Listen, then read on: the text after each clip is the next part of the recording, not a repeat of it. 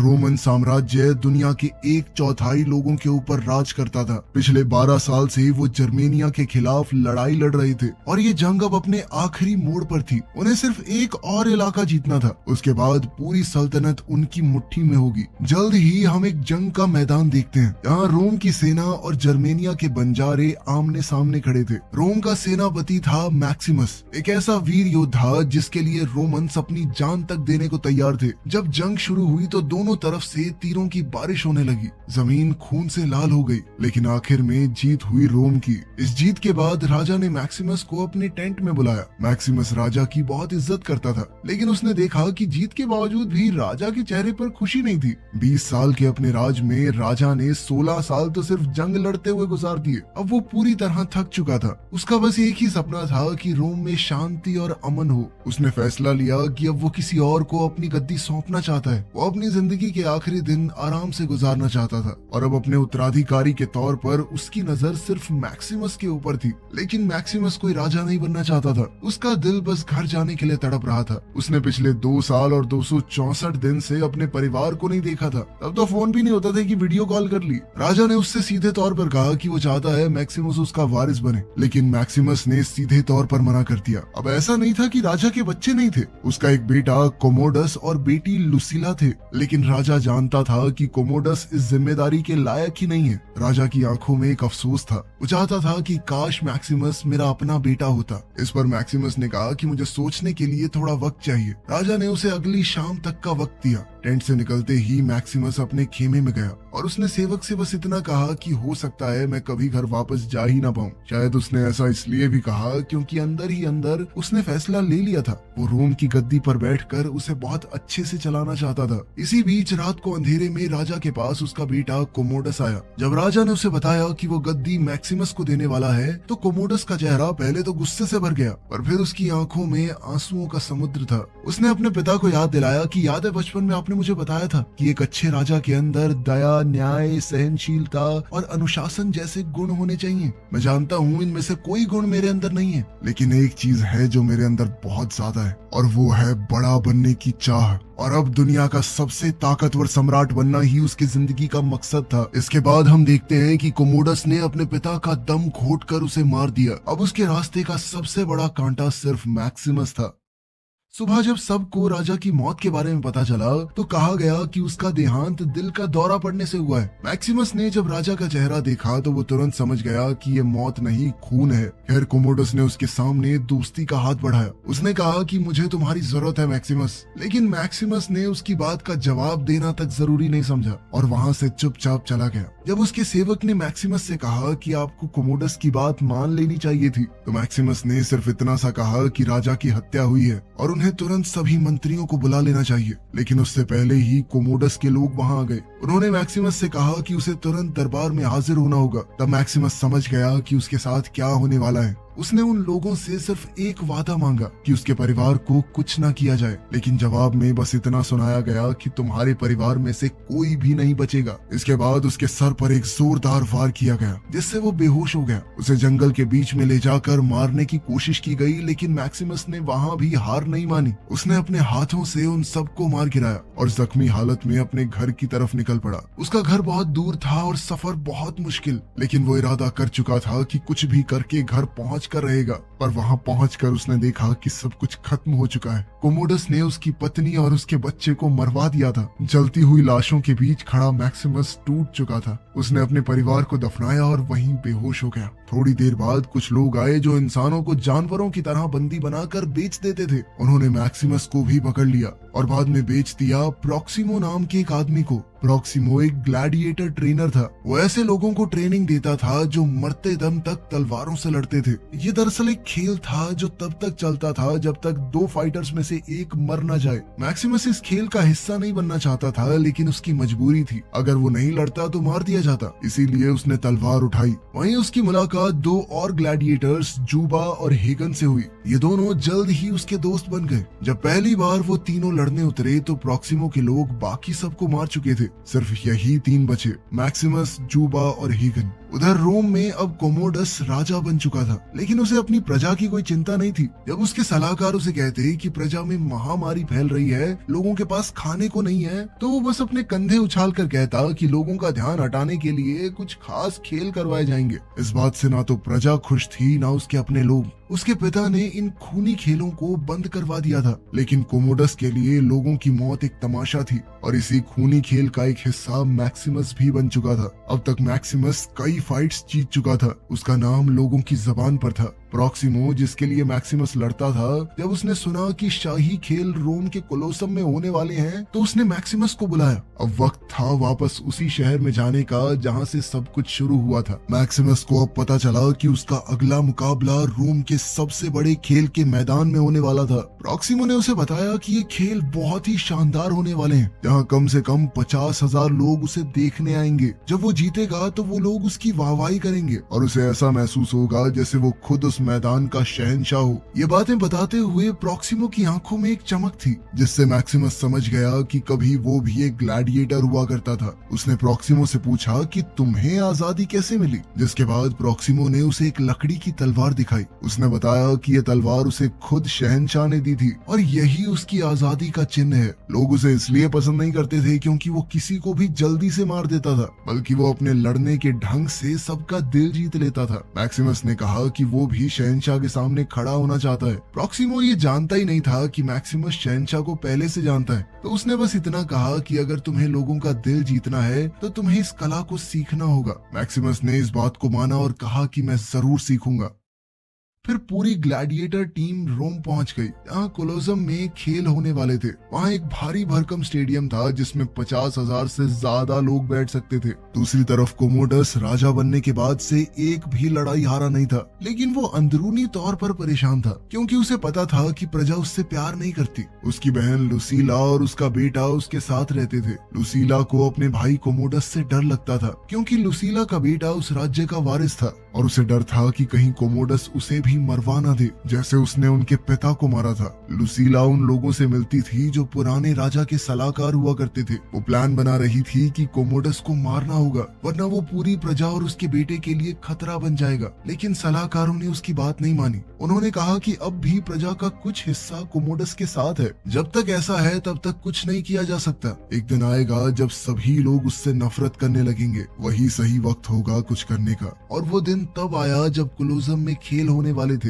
Maximus और उसके साथियों ने कोलोसम में कदम रखा। चारों तरफ हजारों लोग बैठे थे। मैक्सिमस की जिन लोगों से लड़ाई थी वो सब बड़े बड़े रथों में बैठे थे, जिनमें तीर कमान और लंबे नोकदार भाले लगे थे ताकि ग्लैडिएटर्स उनके पास भी न जा सके। ये तो एक तरफा मौत का खेल था और इस खेल में मैक्सिमस और उसके साथी सिर्फ गुलाम थे। कोमोडस, लुसीला और उसका बेटा भी ये मुकाबला देख रहे थे, लेकिन वो मैक्सिमस को नहीं पहचान पाए क्योंकि उसने एक लोहे का नकाब पहना हुआ था। जब मुकाबला शुरू हुआ तो मैक्सिमस ने लीडरशिप संभाल ली। उसने सबको बताया कि किसको क्या करना है और कैसे करना है। उसने कई रथों को गिराया, कई दुश्मनों को मार डाला। हाँ, इस मुकाबले में उसके भी कुछ साथी मारे गए, लेकिन आखिर में मैक्सिमस जीत गया। पूरे स्टेडियम में लोग उसकी वाहवाही कर रहे थे। कोमोडस भी उसकी बहादुरी से काफी इम्प्रेस हुआ। उसने कहा कि मैं इस वीर से मिलना चाहता हूँ। जब वो उसके सामने आया तो उसने मैक्सिमस से कहा कि तुम कमाल के योद्धा हो, ऐसा तलवारबाज उसने कभी नहीं देखा था। उसने मैक्सिमस से अपना नकाब उतार कर अपना नाम बताने को कहा। मैक्सिमस ने नकाब उतारा और कहा कि मेरा नाम है मैक्सिमस,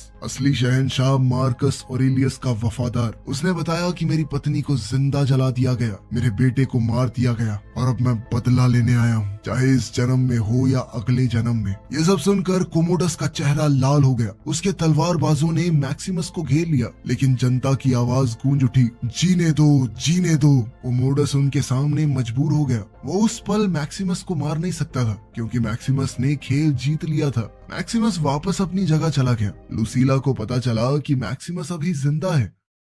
उस रात वो उससे मिलने गई। एक वक्त था जब वो मैक्सिमस से प्यार करती थी और कहीं ना कहीं आज भी करती है। जब वो मैक्सिमस के सामने गई तो मैक्सिमस का गुस्सा फूट पड़ा। उसने कहा कि मेरा परिवार बेगुनाह था जिन्हें जिंदा जला दिया गया। लुसीला ने कहा कि उसे इस बारे में कुछ नहीं पता। उसने कहा कि अपने पिता की मौत के बाद वो बस डर में जी रही है। उसके पिता की मौत को लोग एक आम मौत बोलते हैं, लेकिन उसे सच्चाई पता है कि उन्हें मारा गया था। अब उसे यही डर था कि उसके बेटे को भी ना मार दिया जाए। लुसीला चाहती थी कि मैक्सिमस रोम में शांति ले आए। उसने कहा कि मैं कभी एक आदमी को जानती थी, एक सेनापति जो मेरे पिता का बहुत वफादार था, उन्हें भगवान की तरह इज्जत देता था। वो मैक्सिमस की ही बात कर रही थी। उसने ये भी बताया कि कोमोडस के रोम में ही कई दुश्मन हैं। उसने मैक्सिमस को उनसे मिलने की सलाह दी, लेकिन मैक्सिमस ने कहा कि अब वो पहले जैसा नहीं रहा। अब वो सिर्फ एक गुलाम है, शायद कल की फाइट में मारा जाएगा। इस पर लुसीला ने कहा कि मैं तुम्हारी क्या मदद कर सकती हूँ। मैक्सिमस ने कठोर अंदाज में कहा कि मुझे मेरे हालात पर छोड़ दो और वापस कभी मुझसे मिलने मत आना।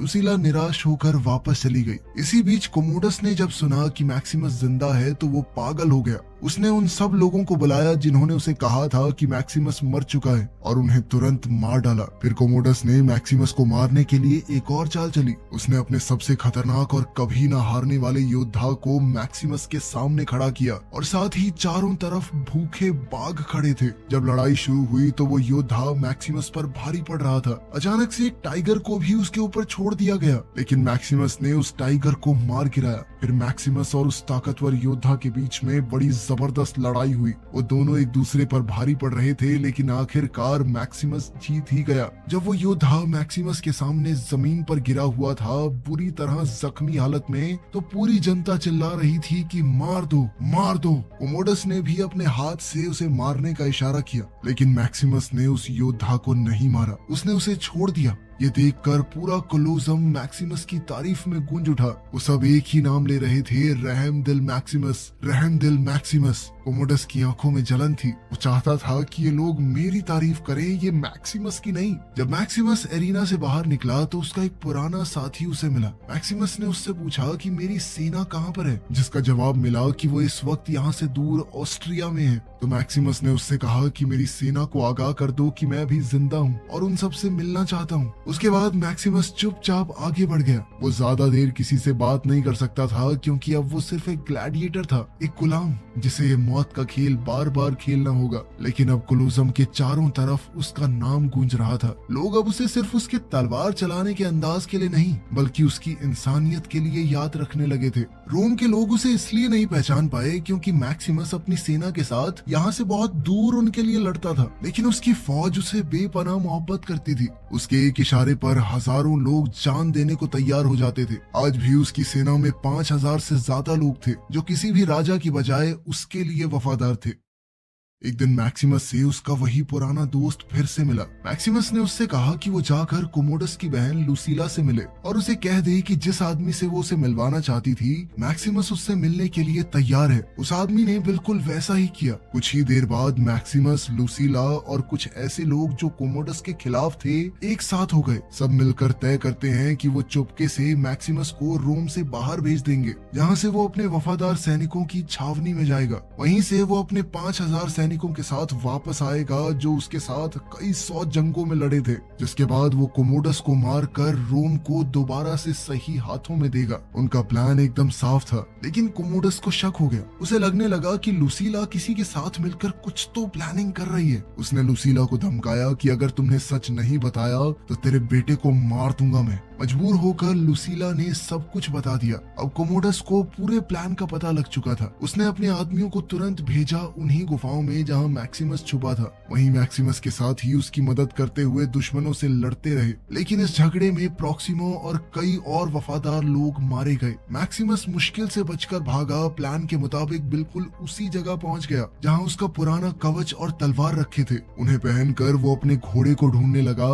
लेकिन तभी उसने देखा कि उसके साथी को को कोमोडस ने लटका रखा था। मैक्सिमस समझ गया कि वो फंस चुका है और देखते ही देखते कोमोडस के सैनिकों ने उसे चारों तरफ से घेर लिया। अब मैक्सिमस को फिर से गिरफ्तार कर लिया गया। उसी वक्त कोमोडस ने लुसीला को और भी खतरनाक धमकी दी। उसने कहा कि अब से तुम्हारा बेटा मेरे पास ही रहेगा और अगर लुसीला ने उसके खिलाफ कोई चाल चली तो वो उसके बेटे को मार देगा और अगर उसने कोई गलत कदम उठाने की कोशिश की तो भी उसका बेटा बचेगा नहीं। कोमोडस ने उससे ये भी कहा कि तुम मुझे वैसे ही प्यार करो जैसा मैं तुमसे करता हूँ। कोमोडस इतना नीच था कि उसकी अपनी बहन पर ही गंदी नजर थी। उसे रोम के तख्त का वारिस चाहिए था, वो भी शाही खून से जो उसकी बहन पैदा करेगी। कोलोसम में जहाँ कहीं भी देखा जाता लोग मैक्सिमस के नाम के नारे लगा रहे थे, लेकिन मैक्सिमस अब कैद था। कोमोडस से ये बर्दाश्त नहीं हो रहा था। जो नाम और इज्जत वो अपने लिए चाहता था वो सब मैक्सिमस के पास थी। इसीलिए उसने एक आखिरी खेल खेला। वो मैक्सिमस के पास आया और उसे कहा कि तुम्हारी कहानी बेहतरीन है, एक जनरल से गुलाम, गुलाम से ग्लैडिएटर और अब इस कहानी का आखिरी पड़ाव भी वैसा ही शानदार होना चाहिए। तुम्हारा मुकाबला एक शहनशाह से होगा।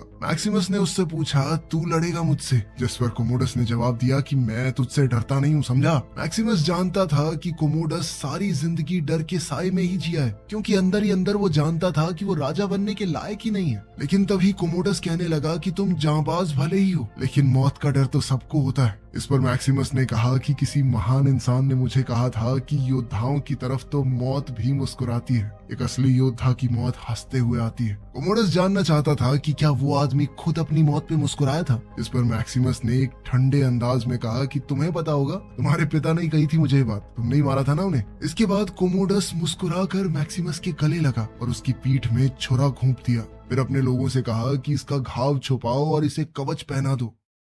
कोमोडस चाहता था कि वो सबके सामने मैक्सिमस से लड़कर उसे मार दे ताकि उसकी जीत से सब समझें कि वो महान योद्धा मैक्सिमस से भी ज्यादा ताकतवर है। और फिर कोलोसम के बीच वो पल आया। कोमोडस और मैक्सिमस आमने सामने खड़े थे। चारों तरफ कोमोडस के सैनिक उन्हें घेरे हुए थे। लड़ाई शुरू हुई और मैक्सिमस पहले से घायल था, लेकिन फिर भी वो अपनी पूरी ताकत से लड़ा। एक वक्त आया जब कोमोडस की तलवार उसके हाथों से गिर गई। उसने अपने सैनिकों से दूसरी तलवार मांगी, लेकिन जनरल ने सबको रोक दिया। किसी ने भी राजा को तलवार नहीं दी। सब समझ चुके थे कि अब कोमोडस अकेला है, एक ऐसा राजा जिसे कोई पसंद नहीं करता। तब मैक्सिमस ने भी अपनी तलवार फेंक दी और कोमोडस के पास हाथों से लड़ने गया, लेकिन कोमोडस ने एक छुपा हुआ खंजर निकाला और मैक्सिमस पर वार कर दिया। मैक्सिमस ने उसे रोका और उसके हाथ पकड़ लिए और उसी खंजर को कोमोडस की छाती में घुसा दिया, जिसके बाद कोमोडस वहीं मारा गया। मैक्सिमस जो खुद भी घायल था जमीन पर गिर गया। उसने जनरल से कहा, मेरी आखिरी इच्छा पूरी कर देना, मेरे लोगों को रिहा कर दो। उसने ये भी कहा कि एक अच्छे राजा को चुनना, एक ऐसा तरीका निकालो जिससे लोग खुद अपने राजा को चुने। तुम्हारे पिछले राजा मार्कस ऑरेलियस यही सपना देखते थे, एक आजाद रोम जिसमें सब लोग खुश रहें। उसके बाद मैक्सिमस बेहोश हो गया। लुसीला तुरंत उसके पास आई। मैक्सिमस ने उसे देखा और कहा कि तुम्हारा बेटा अब सुरक्षित है। ये कहते ही मैक्सिमस की जान चली गई और वो दोबारा एक दूसरी दुनिया में अपनी पत्नी और बेटे से मिल गया। उसने रोम के लिए अपनी जान दी थी, अपने फर्ज को निभाया था। इसीलिए सभी सैनिक उसे अपने कंधों पर उठाकर ले गए पूरे सम्मान के साथ, और वहीं कोमोडस की लाश जमीन पर पड़ी सड़ती